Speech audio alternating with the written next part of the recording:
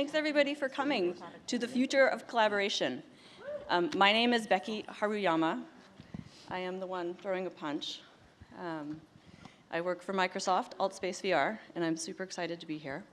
I have the amazing panel here that I'm going to let them introduce themselves because there is no way I could memorize the breadth and depth of the expertise that we have here. So with that, I'll let you start. Cool. Hi, everyone. I'm Jacob Loewenstein. I'm here from Samsung Next. In my role at Samsung Next, I think I heard a woo, fans. so I'll You count got it. fans. Yeah, my Samsung groupies. I love it. But What do you call them? Do you have a name for Samsung? Could it be a soupy? I don't know. We're gonna workshop that one by the end of the panel, I think. And so my role at Samsung Next, which is Samsung's innovation group, is I kind of work cross-functionally. So I spend a lot of time working on investments and what AR and VR companies we should invest in, and a ton of time also working on our product strategy. So that's me. Good to meet you all. Hi, my name is Joanna Popper. I work in our virtual reality group at HP. We have some of our HP people here. Yeah. No, that was more for to identify yourself, but not asking for applause. But asking for applause is always good too. Read the cues. So yeah, I head up our location-based entertainment initiatives. And I thought I had a good title until I saw Armando sit up there. He's just the director of virtual reality worldwide. Congratulations! Yes. In the presence of greatness. He's like the pit bull for VR. I've heard, Mr. Worldwide. Dale, let's go. Thank you. So I'm Laura Mingail. I work at Secret Location, so part of the Entertainment One group. I work on content, or we work on content creation and distribution in the VR category. So we have a range of types of partners, from content creators to location-based operators to technology partners, agencies, and more.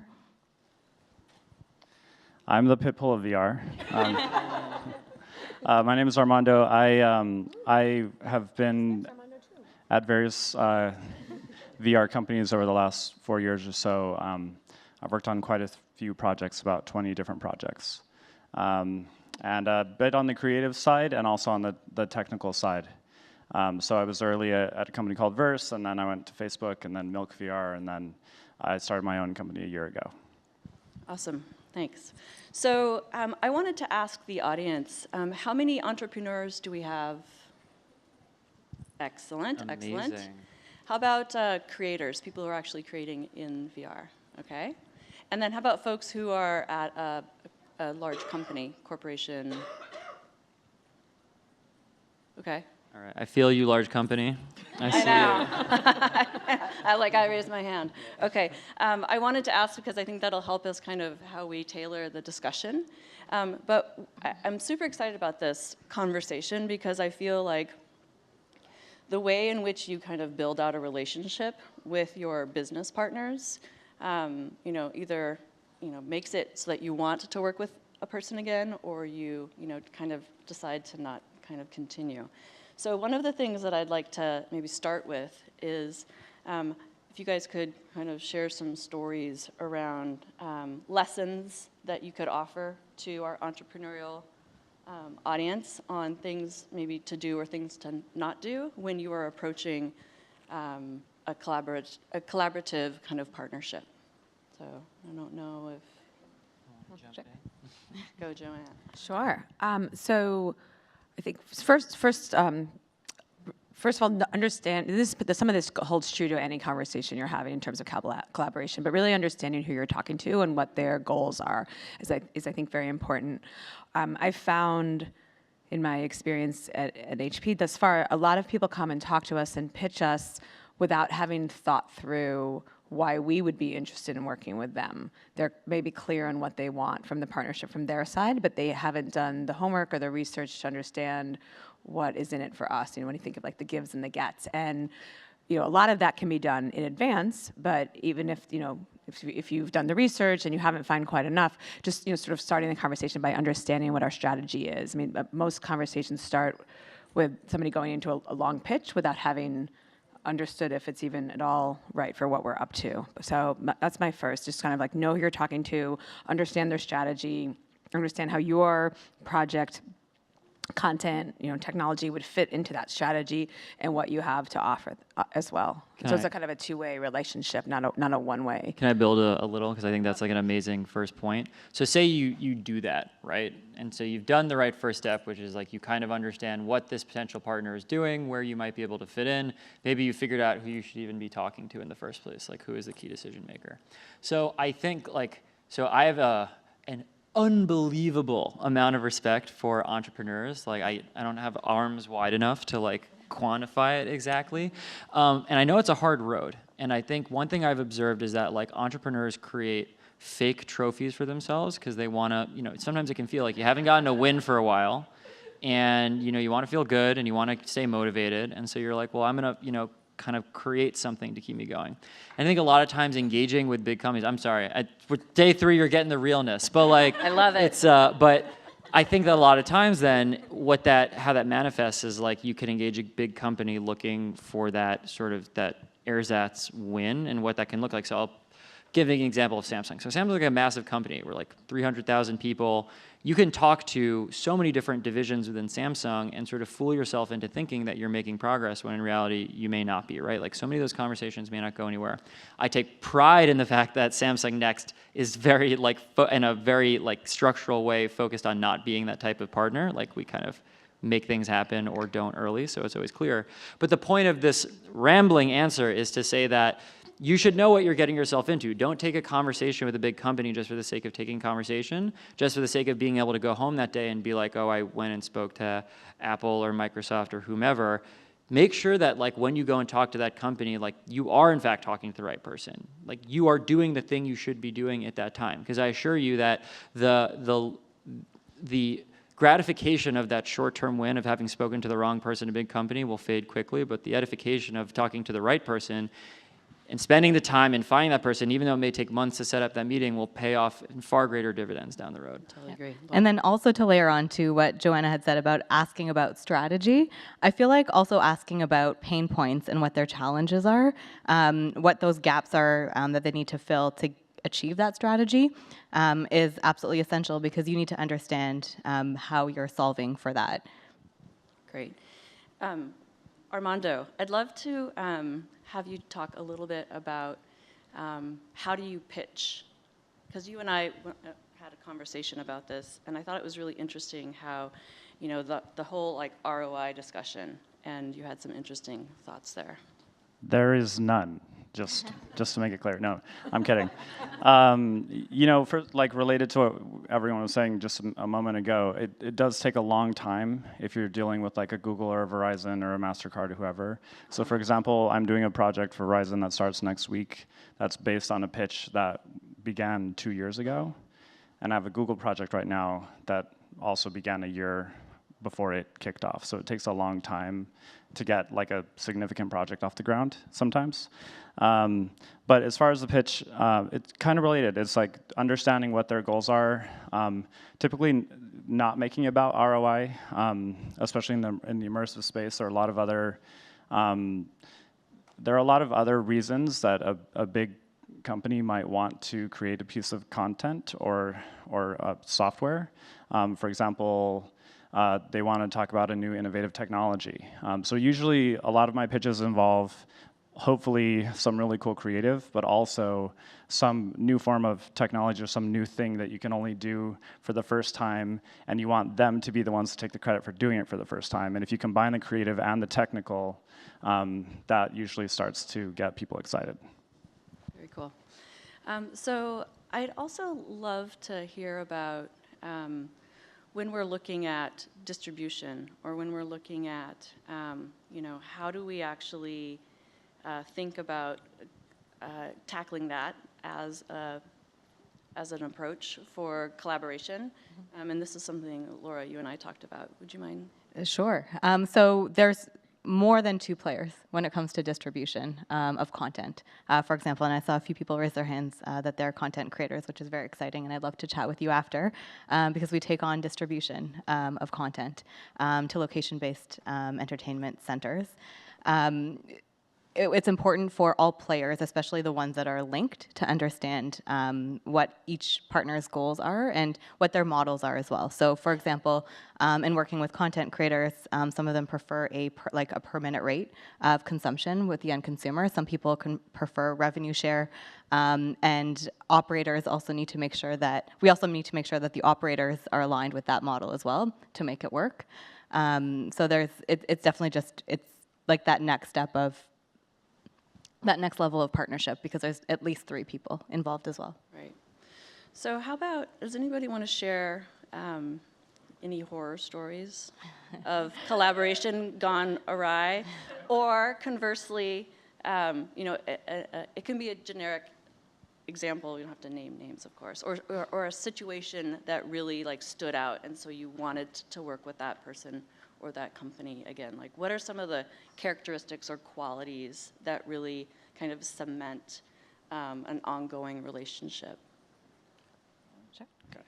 I'm not going to name names, but I think in general, when the collaboration goes awry, usually, so ideally you want to come together early on and like at the concept stage work together and help the big company understand like what's possible and why you're doing what you're doing and what their goals are. I think it tends to go off the rails if you or they have carried the ball a little bit down the field before you've connected, and it sets it up for failure. So that's kind of the general way that it might fall apart, and it's definitely happened. I'm not going to name names, but I've had one project that completely failed and cost a lot of money and was unusable in the end, and it was a global brand. It was not a fun experience, and it was because certain things were in progress that we should have said actually no. And then the other thing is to watch out for is the tech, because when you're involved in cutting edge tech, it's a wild card and it can come around, and I've definitely got caught on something we thought would be done in time or something like that, and it can get very tricky. I think other things that could cause failure is just rushing.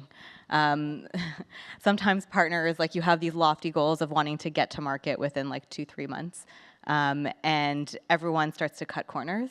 So then it's not good for the partnership overall. So to build on that, I think it comes down to having clear expectations from the beginning. So part of that goes back to like what was the strategy? What's the strategy on both sides? Why is this partnership make sense? And put it in some sort of writing. It doesn't necessarily have to be a formal legal document, but even an email should probably suffice. Of in addition to what you talk about on the phone and in the meetings, this is what we're giving you, to be engaged here. This is what we're expecting from your side, and then at any moment, if you're seeing that that's not happening, to kind of bring it to the forefront and be clear about that. Those are sort of just the high-level general ones, but in terms of things that are going awry. I mean, at HP, we work with people on both the hardware side as well as providing services and software. But definitely a negative would be not receiving back the hardware we gave people. Another one would be sort of not, in a way, like we're still really early in the market, and so this is a very collaborative environment at this point, but sort of not understanding who, and so our competitive environment is as strong as maybe in some other industries, but at the same time, understanding which companies would want to be associated with other companies. And so if you're going to be sort of exclusive with somebody, or if you're going to put out a tweet that lists them plus all their competitors, that at a bigger company that is not as likely to be, let's say, retweeted or embraced. So that's something that I've seen. I've been surprised to find. Those are some of the things I've seen that have gone more wrong, and just not, if you lay out like these are the expectations and this is what we're getting, to not have it, to not follow it up. And just kind of, I think that's a really good point, and building, because that's what we're doing. We're building on all our answers. We're just building all day. So I think that if I'm teasing out some really smart points have been made. So firstly, like, You could use the word sales, you could use the word BD, you could use the word strategic partnerships, you could use any word you want to, but at the end of the day, you're still fundamentally doing the same thing, which is you're working with people and only trying to sell them on something. And so it comes down to people, and I think that people are emotional creatures. They let emotions blind their judgment sometimes and influence their judgment. Don't assume that if you lay out the strategy beautifully and show the perfect ROI that you're therefore going to succeed and build the partnership, because at the end of the day, like, people are going to treat you however they want to treat you because they're people. And so I would say invest lavishly in building the relationship in a very real way. Like, take people out for dinner, spend time, try and become friends with someone. And I know, like, always be cognizant of all, of course, the proper decorum and professional barriers that should surround that, but I'm telling you that people invest time and build partnerships with people that they feel emotionally invested in, and I can't underscore that enough. And like, I wish the world worked in sort of like a different, more like systematic, meritocratic way, but it doesn't. And so in lieu of that, I would just stare at that reality and embrace it. Stare at that reality and embrace it. Could that be Could someone a tagline? tweet that, please? Someone tweet that. And then Andy, are you on that? and then secondly, and this is direct exactly. This is directly related to a point. Did all the soupies write that down? I love it. I got my director of my fan club now. Not just virtual reality, but the fan club too. Director of virtual reality right here. He's on it. But I think so. When Joanna was saying, set expectations very clearly, I wanna build on that too, because communication is everything. So if we start with like people are people, then we also recognize that like a lot of the blunders that we enter to, just think about your personal relationships, stem from miscommunication, right? Someone not literally understanding for a variety of reasons what the other person's intentions were or what they meant through a communication. And so you need to also invest lavishly in communicating in the most crystal clear way possible. And that could take a variety of forms. And by the way, it's not just meant to be with single direction pointed at the partner, but should also be within. So I will not name names, but reflecting on stories, the number of times that you think that folks within your company on one side are all aligned and then they aren't, and that actually creates barriers to facilitating the partnership. And so I think then if one principle is try and become like friends with people, then a second principle is assume that people are always out of sync. Like, it's far more likely that people aren't on the same page just because that's how people are, like we don't get each other, than they are, and then work from that. So that means like spend time making your emails crystal clear, set check-ins to make sure everyone is aligned both internally and externally. It means like sometimes assuming and asking very bluntly whether or not someone is thinking one way or another, because making assumptions, which is oftentimes done because we're trying to privilege like lack of awkwardness and just we want to pretend and believe the delusion that everything is perfect, you'll realize that that belief was misplaced all too late, and it's not worth finding out that way. And you mentioned relationships and taking people out to dinner. The beauty of being in VR is it's a relatively small community that's spread out globally. So sometimes you can't necessarily fly across the world to do that, but you can meet people in VR. So in AltsSpace, I think my favorite meeting I've ever had with AltspaceVR, my favorite meeting I ever had with a creator was within his game. And my nails were like a foot long, my avatar. Oh, yeah. Yeah, it was great. He had tattoos. We were like floating torsos, and at the end, we were able to give each other like a I don't know what it's called, like hand tap, fist pump, whatever that was. Yeah. And I felt the haptic feedback, and I'm like, I just feel like I was with him in that same space, and I felt more of a connection with him. So after that, definitely a relationship was able to build a little bit more, which helps with everything from being open to being more transparent, sharing, and just making the conversation a little bit more casual as well. I love that. Quick call out to my AltspaceVR audience. We're live streaming to the digital avatars, and so they can participate in this conversation. So, I mean, and it is about collaboration and communication and using the technologies that we have to kind of enhance those relationships. Yeah.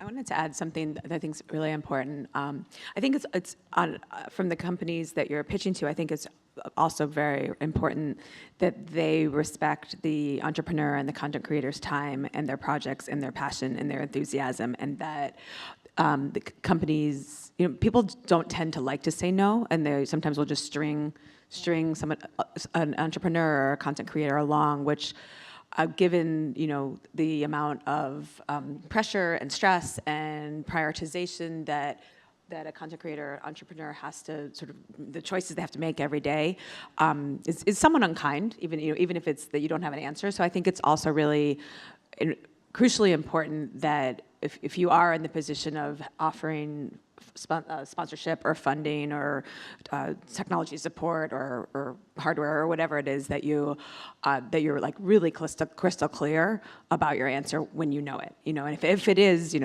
is going to be a no, it doesn't also mean no forever, but that that at this time that we're going to pass, or we're passing for these 3 reasons. Let's talk again in the future, or we don't have an answer. We're still working on it internally, but I'll check back in with you. I think that's incredibly important, and I think it's also, it probably helps if on the other side, if you're like you're open to receiving that no, giving that space for either answer.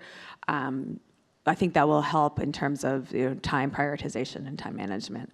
And again, it doesn't mean that it's no forever, but understand that the number of we all probably want to support every single project that we see, or the vast majority, but like all of us, we're time and resource constrained as well, and so we have to pick the ones that we think are going to have the best ROI for our company's strategy at that moment. What about how do you keep the relationship healthy and strong when you're in the negotiation stage? Like when you are doing that funny little dance of like how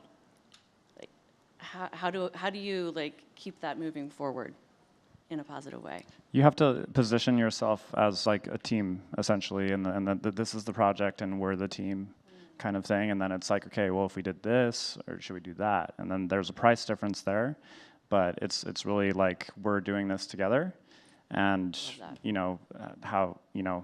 let's strategize together. What are your goals? Okay, this is how I think we could do that. What do you think? And then it doesn't become adversarial, ideally.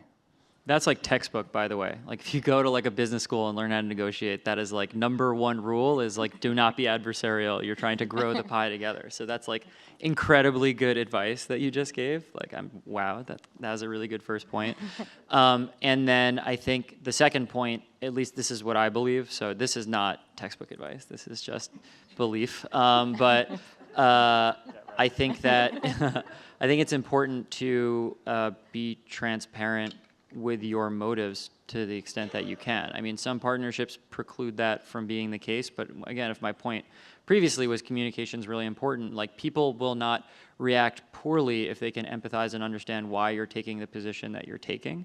And so where negotiations spin off the wheels is A, when they start adversarially, and then B, when the communication and the various gambits support that. And so, if someone feels like you're just competing for value for the sake of competing value, and it isn't entirely clear why, that tends to spin things off the rail. But I wanna make one more point, because I think it's maybe like tacit in this conversation, which is it's important that I do recognize that like there is often a significant power imbalance going into a negotiation between like a big company and a startup, right?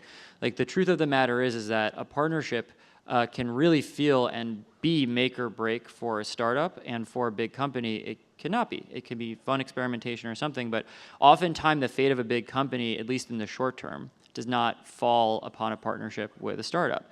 And so that's really hard, right? Because you come in and you almost feel like, man, do I have to give up everything just to like get these folks to play ball with me? And I think the answer is no, you don't. And again, it comes down to being transparent with motives. And if you're clear why you need to draw the line somewhere, and clear how you can and cannot work with a partner, they have to respect that. And if at the end of the day a partner can't do that, then they're not the right partner. But it's not worth giving away the kitchen sink and everything just to play ball with the right big company. Great. Laura? Oh, sorry, I thought we were for time. Oh, we've got 5 Okay, minutes, so perfect. let's... Something you mentioned business school. I would actually recommend, I took this course, I think it was like a couple months online, Harvard Business School, tips of negotiations or something like that, where you actively practice negotiating with other people.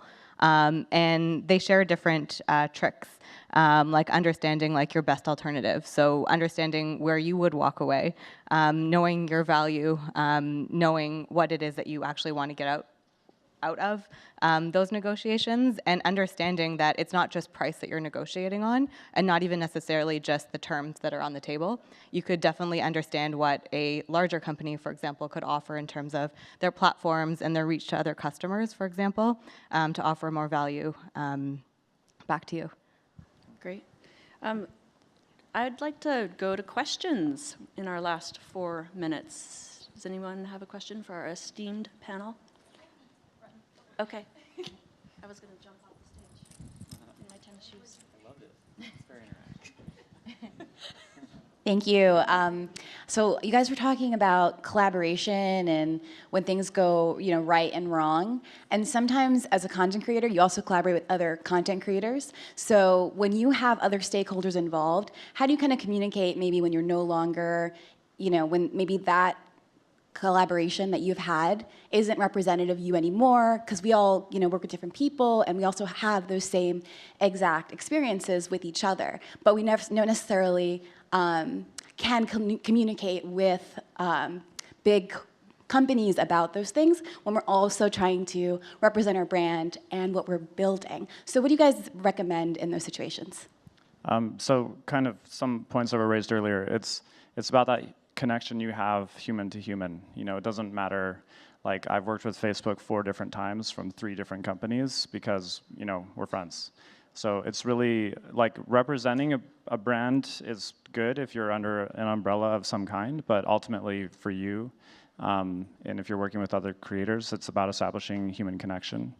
And that will just serve you well regardless of who and where you end up in the future. So I just want to focus on something. So we are talking about building relationships, and I think that's important in every business.